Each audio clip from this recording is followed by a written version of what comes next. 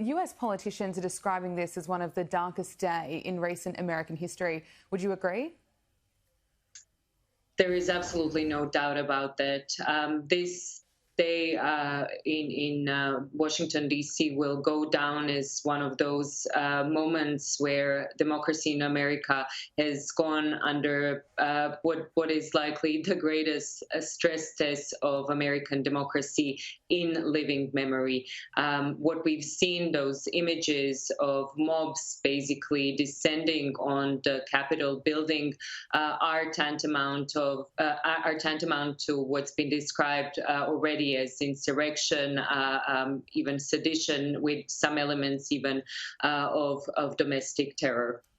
There are calls for Donald Trump to be removed as president. How likely is it that this will happen?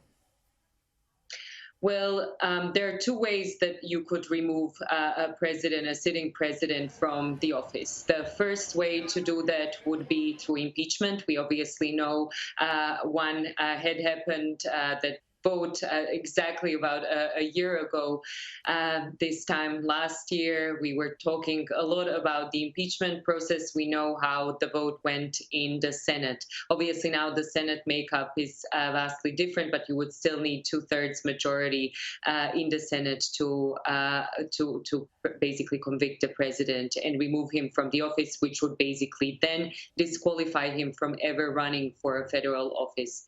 The other avenue, one which is completely unprecedented, would be to invoke the 25th Amendment. And this would require basically Vice President Pence, as well as the majority of the Trump-appointed cabinet, to invoke the 25th Amendment and then to cite what is basically spelled out in that 25th Amendment, his inability to discharge the powers and the duties of office as the reason to remove him. Again, this has never happened before. We've had an impeachment, but we've never had the 25th Amendment invoked. So we will see what will happen over the next 13 days, but we have now entered in an uncharted territory in American democracy. We've never seen this sort of situation transpire. There's no doubt about that.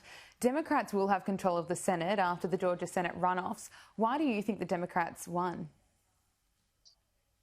Look, this is the runoffs would have been the story that we would have discussed at great length, and this massive turnaround, basically, from the kind of very unclear sort of election result in 2020 run when it comes to the Congress, because obviously we still had those two Georgia seats up in the air, and obviously with that the balance in the Senate really hung in the air.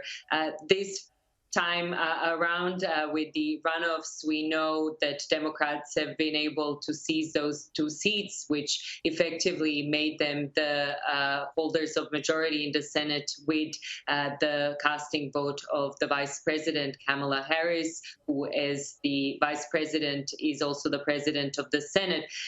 What happened in Georgia is basically a story of a remarkable turnout of Democratic-leaning voters, but also it's a testament to what we've seen now happen, and that's basically that Donald Trump, when he runs for office, can in a sense, carry on the coattails Republicans if he is not on the ballot. What we've seen obviously happen in 2018 midterms as well, is that Republicans aren't necessarily able to garner that sort of support. But having said that, 50-50 balance is still not an overwhelming kind of blue wave that some have expected leading into the 2020 elections.